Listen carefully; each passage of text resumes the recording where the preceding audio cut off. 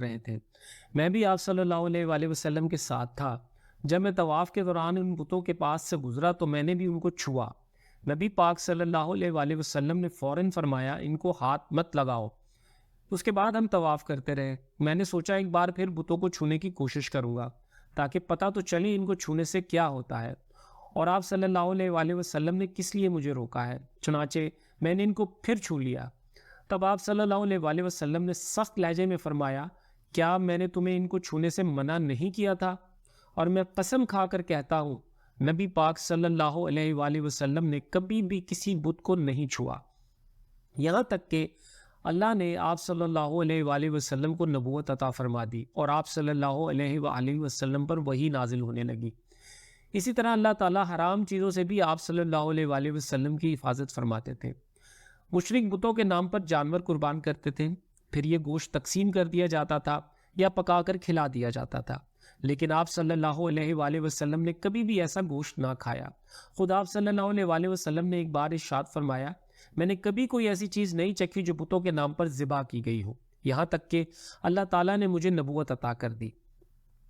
اسی طرح آپ صلی اللہ علیہ وآلہ وسلم سے پوچھا گیا کہ کیا آپ صلی اللہ علیہ وآلہ وسلم نے بچپن میں کبھی بت پرستی کی؟ آپ صلی اللہ علیہ وآلہ وسلم نے ارشاد فرمایا نہیں۔ آپ صلی اللہ علیہ وآلہ وسلم سے پھر پوچھا گیا کیا آپ صلی اللہ علیہ وآلہ وسلم نے کبھی شراب پی؟ جواب میں ارشاد فرمایا نہیں، حالانکہ اس وقت مجھے معلوم نہیں تھا کہ کتاب اللہ کیا ہے اور ایمان کی تفصیل کیا ہے۔ آپ صلی اللہ علیہ وآلہ وسلم کے علاوہ بھی اس زمانے میں کچھ لوگ تھے جو جانوروں کے نام ذبح کیا گیا گوشت نہیں کھاتے تھے اور شراب کو ہاتھ نہیں لگاتے تھے۔ بچپن میں آپ صلی اللہ علیہ وآلہ وسلم نے بکریاں بھی چرائیں۔ آپ صلی اللہ علیہ وآلہ وسلم مکہ کے لوگوں کی بکریاں چرایا کرتے تھے۔ معاوضے کے طور پر آپ صلی اللہ علیہ وآلہ وسلم کو ایک سکہ دیا جاتا تھا۔ آپ صلی اللہ علیہ وآلہ وسلم فرماتے ہیں، اللہ تعالیٰ نے جتنے نبی بھیجے ان سب نے بکریاں چرانے کا کام کیا، میں مکہ والوں کی بکریاں قرارید سکہ کے بدلے چرایا کرتا تھا۔ مکہ والوں کی بکریوں کے ساتھ آپ صلی اللہ علیہ وآلہ وسلم اپنے گھر والوں اور رشتہ داروں کی بکریاں بھی چرایا کرتے تھے۔ پیغمبروں نے بکریاں کیوں چرائی اس کی وضاحت یوں بیان کی جاتی ہے، اس کام میں اللہ تعالیٰ کی زبردست حکمت ہے۔ بکری کمزور جانور ہے، لہٰذا جو شخص بکریاں چراتا ہے اس میں قدرتی طور پر نرمی، محبت اور انکساری کا جذبہ پیدا ہو جاتا ہے۔ ہر کام اور پیشے کی کچھ خصوصیات ہوتی ہیں، مثلا قصاب کے دل میں سختی ہوتی ہے، لوہار جفا کش ہوتا ہے، مالی نازک طبع ہوتا ہے۔ اب جو شخص بکریاں چراتا رہا، جب وہ مخلوق کی تربیت کا کام شروع کرے گا تو اس کی طبیعت میں سے گرمی اور سختی نکل چکی ہوتی ہے۔ مخلوق کی تربیت کے لیے وہ بہت نرم مزاج ہو چکا ہوتا ہے اور تبلیغ کے کام میں نرم مزاجی کی بہت ضرورت ہوتی ہے۔ عربوں میں ایک شخص بدر بن معشر غفاری تھا۔ یہ اوقاس کے میلے میں بیٹھا کرتا تھا، لوگوں کے سامنے اپنی بہادری کے قصے سنایا کرتا تھا، اپنی بڑائیاں بیان کرتا تھا۔ ایک دن اس نے پیر پھیلا کر اور گردن اکڑا کر کہا، میں عربوں میں سے سب سے زیادہ عزت دار ہوں، اور اگر کوئی خیال کرتا ہے کہ وہ زیادہ عزت والا ہے تو تلوار کے زور پر یہ بات ثابت کر کے دکھائے۔ اس کے یہ بڑے بول سن کر ایک شخص کو غصہ آ گیا، وہ اچانک اس پر جھپٹا اور اس کے گھٹنے پر تلوار دے ماری۔ اس کا گھٹنا کٹ گیا۔ یہ بھی کہا جاتا ہے کہ گھٹنا صرف زخمی ہوا تھا۔ اس پر دونوں قبیلے آپس میں لڑ پڑے، ان میں جنگ شروع ہو گئی۔ اس لڑائی کو فجار کی پہلی لڑائی کہا جاتا ہے۔ اس وقت آپ صلی اللہ علیہ وآلہ وسلم کی عمر 10 سال تھی۔ فجار کی ایک اور لڑائی بنو عامر کی ایک عورت کی وجہ سے ہوئی۔ اس میں بنو عامر بنو کنانہ سے لڑے کیونکہ کنانہ کے ایک نوجوان نے اس قبیلے کی عورت کو چھیڑا تھا۔ فجار کی تیسری لڑائی بھی بنو عامر اور بنو کنانہ کے درمیان، یہ لڑائی قرض کی ادائیگی کے سلسلے میں ہوئی۔ فجار کی ان تینوں لڑائیوں میں نبی صلی اللہ علیہ وآلہ وسلم نے کوئی حصہ نہیں لیا، البتہ فجار کی چوتھی لڑائی میں آپ صلی اللہ علیہ وآلہ وسلم نے شرکت فرمائی تھی۔ عربوں کے ہاں 4 مہینے ایسے تھے کہ ان میں کسی کا خون بہانا جائز نہیں تھا۔ یہ مہینے ذوالقعدہ، ذوالحج، محرم اور رجب تھے۔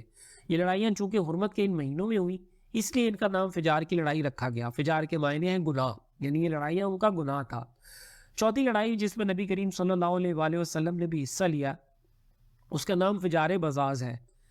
یہ لڑائی اس طرح شروع ہوئی، قبیلہ بنو کنانہ کے براز نامی ایک شخص نے ایک آدمی عروہ کو قتل کر دیا۔ عروہ کا تعلق قبیلہ حوازن سے تھا۔ یہ واقعہ حرمت والے مہینے میں پیش آیا۔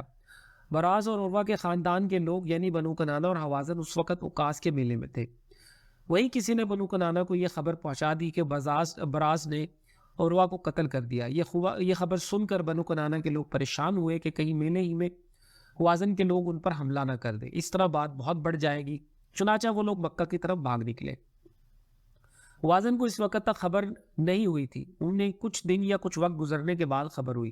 یہ بنو کنانہ پر چڑھ دوڑے، لیکن بنو کنانہ حرم میں پناہ لے چکے تھے۔ عربوں میں حرم کے اندر خون بہانا حرام تھا، اس لیے خوازن رک گئے، اس دن لڑائی نہ ہو سکی۔ لیکن دوسرے دن بنو کنانہ کے لوگ خود ہی مقابلے کے لیے باہر آئے۔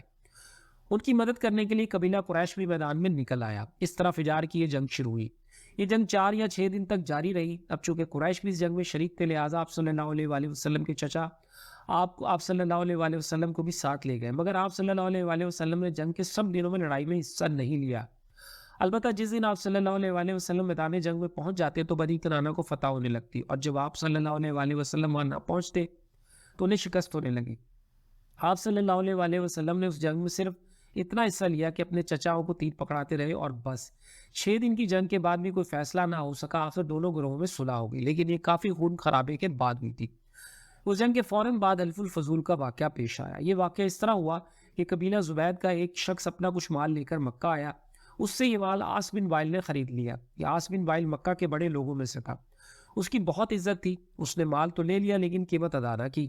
زبیدی اس سے اپنی رقم کا مطالبہ کرتا رہا، لیکن عاص بن وائل نے رقم ادا نہ کی۔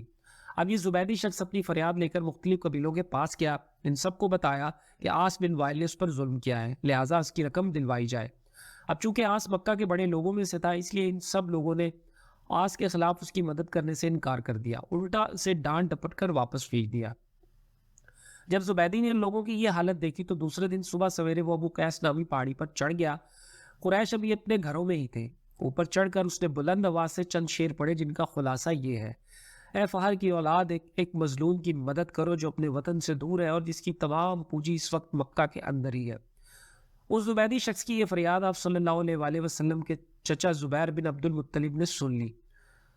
ان پر بہت اثر ہوا، انہوں نے عبداللہ بن جدعان کو ساتھ لیا اور اس آدمی کی مدد کے لیے اٹھ کھڑے ہوئے۔ پھر ان کے ساتھ بنو ہاشم، بنو زہرہ، بنو اسد کے لوگ بھی شامل ہو گئے۔